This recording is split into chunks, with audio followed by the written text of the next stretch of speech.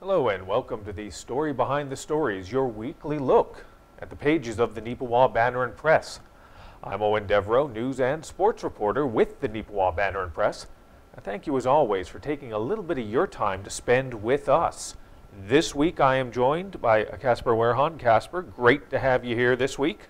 Always good to be here, and we have a variety of stories to get through with you.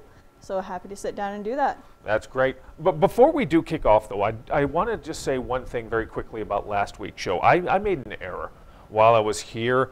Kira Patterson and myself, we were talking about Dylan Neufeld, that story, and I misremembered a couple items in regards to Dylan's past sporting achievements and current sporting achievements. And it was made in error, and just, off the top of my head there. So I just wanted to apologize. Well, we got a couple calls on that, about that. So I just wanted to apologize. That was just an error off the cuff on my part. When we sit down here, we don't rehearse this. This is just banter between us in the moment. So my misremembering of that was completely unintentional. So I do want to apologize for any distress that may have caused. So let's shift now over to the week that is, and some of the items we have to discuss. First off, the front page, an interesting visual picture that Kira Patterson was able to get. Quite fortunate. It's a phenomenon that is known as sundogs, where you see the reflections of the sun out there. And I'm not sure if you'll be able to see it clearly here from this distance, but that's why you need to get a hard copy of the Neepawa Banner Press and see it up close and personal. You can also find it on mywestman.ca. A PDF version of that is available. You can see the paper essentially as it looks in my hand right here, but on the screen of your computer or laptop. It was a great picture Kira was able to get, one of those in-the-moment type things that you're lucky to get every once in a while. Isn't that right? Absolutely. She was on her way to work and just so happened to see it, and was looking at the photo in the office there with her, and the sundogs were so bright, and you can kind of get a sense of it in the photo there on the paper, but they were so bright it looked like we had 3 suns instead of 1, didn't it? Oh yeah, no, it looked great. And it's, like I said, it's one of those things that's just a phenomenon. If you're lucky to see it, it's great to see, and you'll be able to see it right on the front page this week. Now inside the paper, we have a lot more words as opposed to pictures. We got a few pictures, but a lot of words. And some of those words talk about everybody's favorite topic, COVID-19. We do our weekly update in regard to some of the fines, some of the numbers that we see, not just provincially, but locally as well. And there's some positivity happening there. The numbers are skewing downward. They are skewing lower. Maybe as you're watching this show, it'll be after the announcement from the province of potential restrictions being lifted. We're recording this before any announcement has been made, but we are optimistic that Brian Pallister might be making that announcement sometime today as we record on Thursday, the 21st. And that's definitely something we're going to be talking about next week if that is the case. But again, it is good to see that regionally we're doing what's right. We're trying to keep things under control. But what is your takeaway on the way things are playing out right now, Casper? Well, it's certainly good to see the numbers coming down. Yeah. It's a huge relief. Obviously, there's still a lot that we need to do collectively. But I am very happy to see that for the most part, people are, pitching in, doing their part, wearing their masks, and, staying home as much as they can. To help with this, because it was very disappointing over the weekend to see people, or not over the weekend, over the holidays, going out and gathering when they shouldn't have been, because it was against public health orders, and especially the politicians going out and doing that. Yep. But it's huge relief that we're starting to go in the right direction more and more, slowly but steadily, and I hope we stick to that. Yep, it is true, but let's not kid ourselves as well. And this segues into our next story that we're going to talk about. Let's not think that we're sheltered away from this. Let's not even think that we're safe here from this situation, because just up the road, about 60 kilometers, I believe, and again, I'm thinking off the top of my head here, in the community of McCreary at the McCreary Alonza Health Center. There is a COVID outbreak right now, and they are dealing with some serious circumstances behind that. We had an opportunity, representatives with the Banner Press contacted Prairie Mountain Health for some of those specific details, those exact numbers of what is happening up there. And it is unfortunate that we have to report this. 32 beds at the personal care home transitional care unit, and there were 29 confirmed COVID-19 cases there in amongst the residents and staff there. It is a very difficult situation they're dealing with right now. Many staff are quarantined away right now. There have been, as of this recording again, 6 deaths that have occurred there. And that's why we got to take this seriously. I was talking the other day, and I think you were in the office at the time, Casper, when I said this. There's a lot of just sort of everyone's tired of COVID-19. That's true. And some people are tired to the degree of saying, I just want to get it so I can get it out of the way. That's not the right mindset to have. That's definitely not, in my opinion, the right mindset to have in any way, shape, or form. Their argument is the stress of the impending doom, or whatever you want to call it, is worse than the actual virus. I don't know about that. I know of a few people that have dealt with it. 1 or 2 of them were able to breeze through without issue. That's true.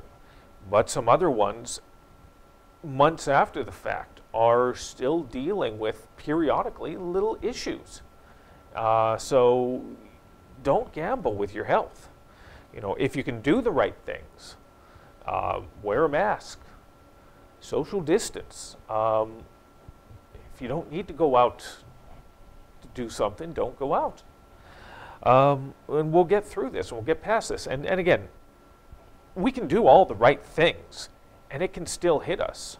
It can still occur. But, you know, let's work together on this and try and make it through this as best we can. Let me throw to you, though, Casper. Is there anything else you want to talk about in regard to Prairie Mountain Health on this, or just the situation in general? Well, I think what you said strikes upon it pretty well. You know, everyone's tired. I'm tired. Owen's tired. The entire province and country, I'm sure, is tired.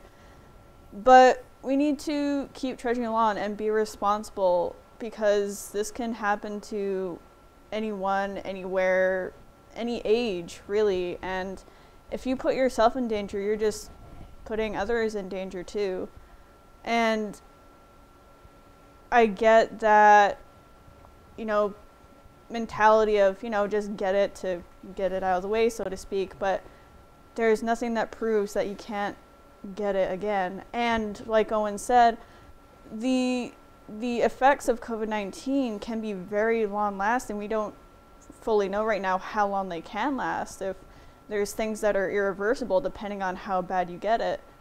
So just hang in there and do your part, please. Yeah. And exactly. And again, not to get too lighthearted, but I just know myself, I have reverse lotto luck. I never win the lottery, never even come close to hitting the numbers, but I would end up probably having, if I were to get COVID, I'd probably get the worst of it.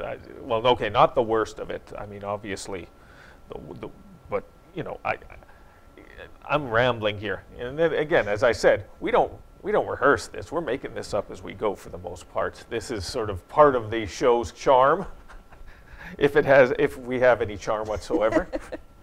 But that's our take on that, and we hope that you're going to be able to sort of, just like us, sort of move aside from this and move on from this sometime in 2021. Would be nice. But having said that, we do got to talk about one other item regarding COVID-19 just immediately.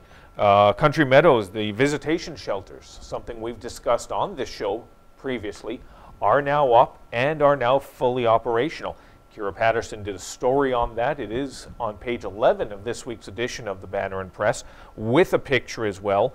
We had the picture submitted to us. Obviously, you know, we can't go out to events like we used to, but they were nice enough to be able to send that to us.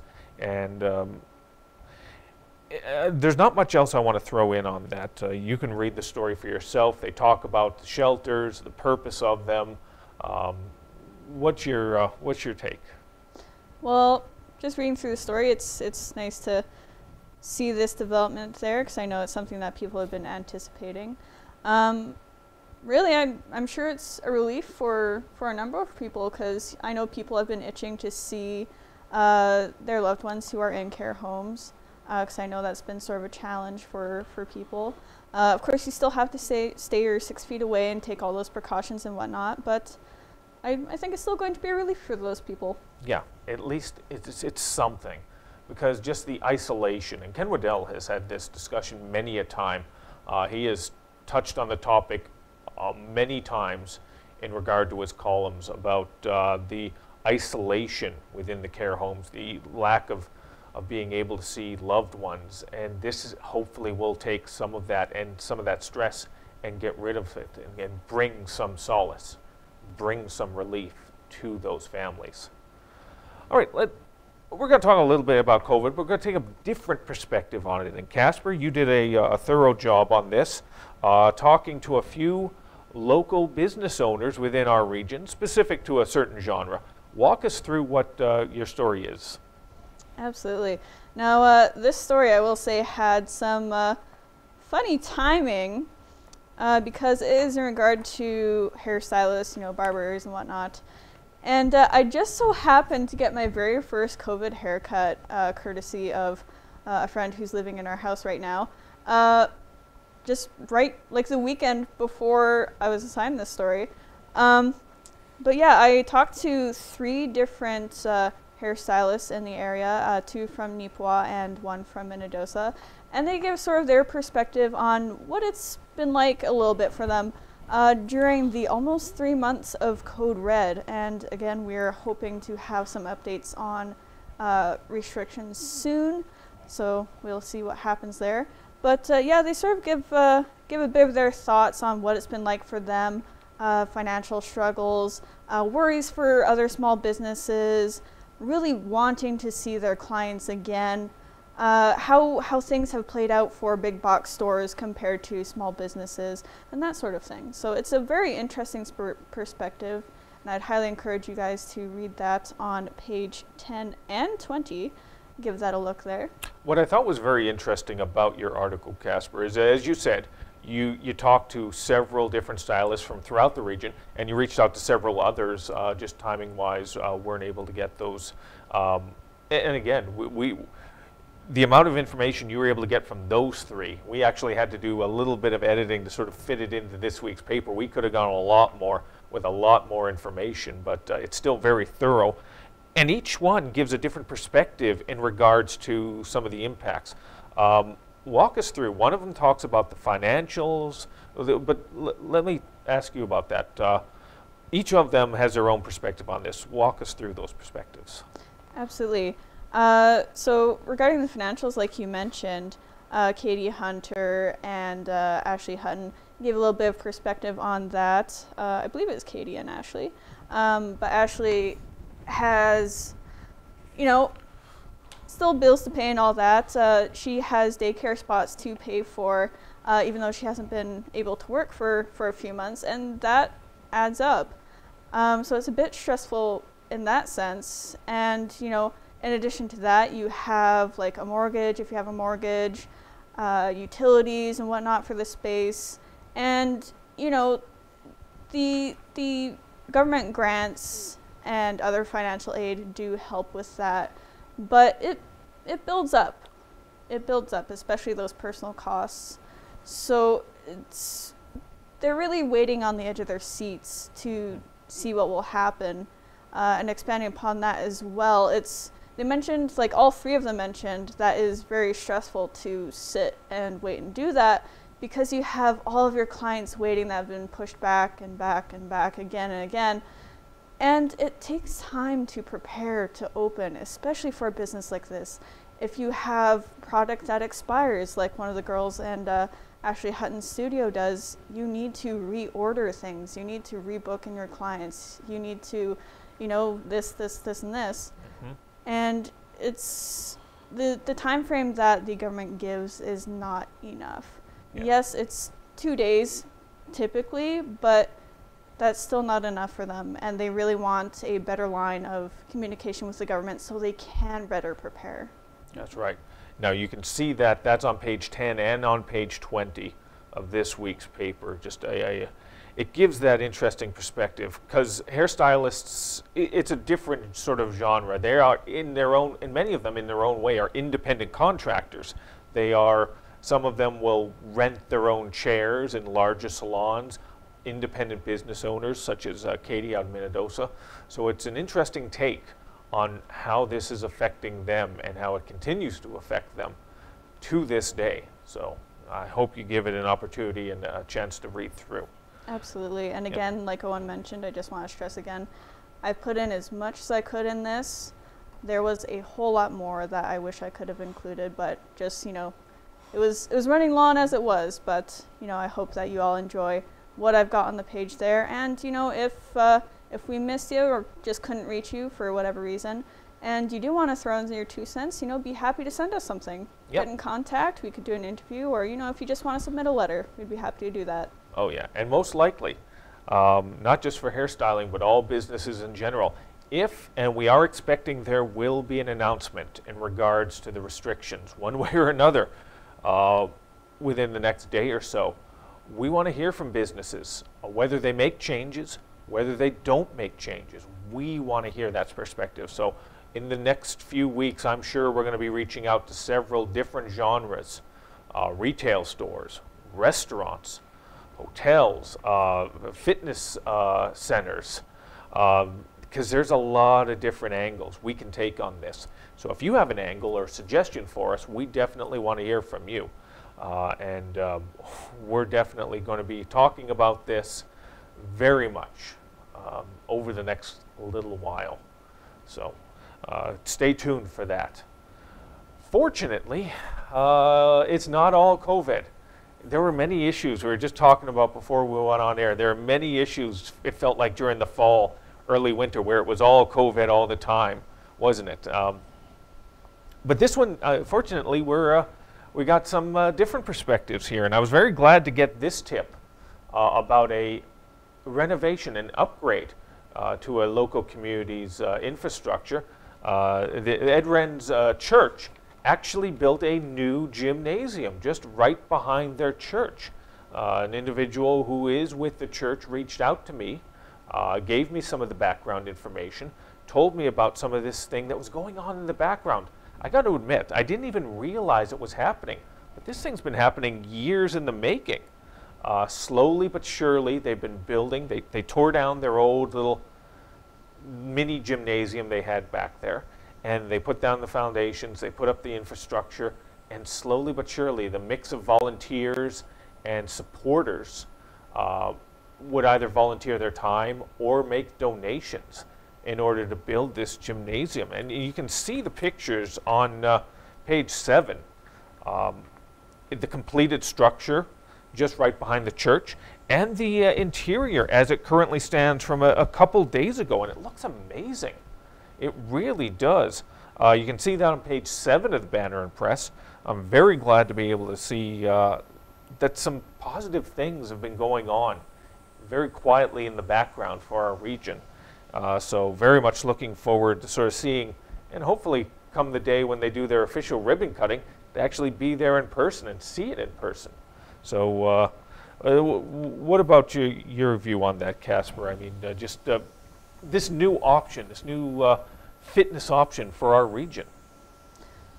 Well, not a whole lot to add, really. It's certainly been a long process for them, and like you said, the building is looking really good so far. It's very nice to see that this is coming together for them.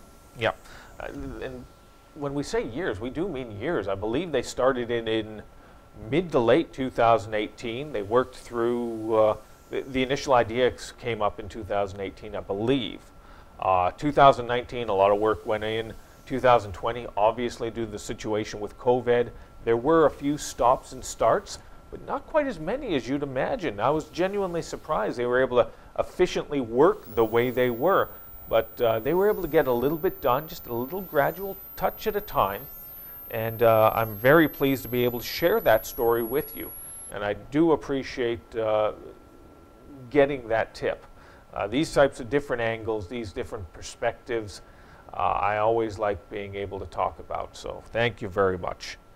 All right, let's shift over to another story in another town about a relocation. The town of Carberry and its administration office are going to be shifting back onto Main Street. They had been sharing a space with the RM for quite some time, since the amalgamation was announced several years ago. And it was fine at the time, but it started to get a little cramped. When you have administration coming in from the RMs of North Cyprus and Langford, amalgamating together, plus you have the town of Carberry in there, it can get a little cramped. So the town of Carberry has decided to move from their current building over on, if I remember correctly, it's located on 4th Avenue in Carberry. They're going to shift back to Main Street, the former location of the Falk Pharmacy building. The building's still there, but Falk Pharmacy isn't there. They got a different spot now. So it's going to be interesting. Over the next 6 months, they're going to be doing some work, upgrading it. The infrastructure of that building is already in pretty decent shape, so, but it's not move-in ready just yet. So they're going to make a few tweaks to it. They're very much looking forward to the move. I had an opportunity to speak with Carberry Mayor Stuart Olmsted on that. He said everyone is excited about that. Fortunately, they talk about this in the media release they sent to us as well. It is going to be a zero-sum cost basis. So essentially, it's not going to be a big expenditure for the town and for its ratepayers to go into the new building to make these renovations. Everyone's very excited about that. And if you've ever seen Main Street in Carberry, it's fabulous. Everything's got that sort of old style look to it. I remember a couple years ago, I was working for a radio station out of Portage-la-Prairie at the time, and they sent me out on a couple things. It was the exact same day as Potato Festival in Portage-la-Prairie, but I had to go cover a festival in Carberry. So I drove out there, and everyone was dressed up in the old garb. There were horse carriage rides going on all across town. And again, with the Main Street, just that old style look, it really just was a great throwback. And if you have never seen it, and once festivals become a thing again, I would definitely suggest taking a little bit of time and going down and checking it out, because Carberry really does things right. They play it up. And hopefully they still have that same enthusiasm and same momentum back when we get to whatever version of normal we're going to have moving forward. And hopefully that version of normal has festivals and weekend fairs and whatnot in it. But I'm getting a little sidetracked on that. We're talking about the office. They're very hyped about it. They're looking forward to the move. They think it's going to be a very progressive step forward for the town. I'm looking forward to that as well. I'm looking forward again to a ribbon cutting. I want to get out and see ribbons, apparently, Casper. That's all I want. I mean, when you've been dealing with a pandemic for as long as everyone has right now, I think everybody wants to do a little bit of something, even if it's, a ribbon cutting. Yep.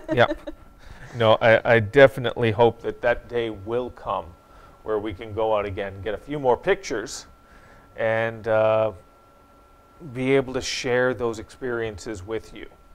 So that story is on page 13, our Carberry, North Cyprus, Langford page. Every week we have a full page for Carberry and surrounding region. Gladwin Scott does a tremendous job for us gathering those stories. We're not able to get down there, the distance there, it's not feasible for us to be able to sort of hit those every different community. So we appreciate Gladwin doing this for us over the last year, well over a year now.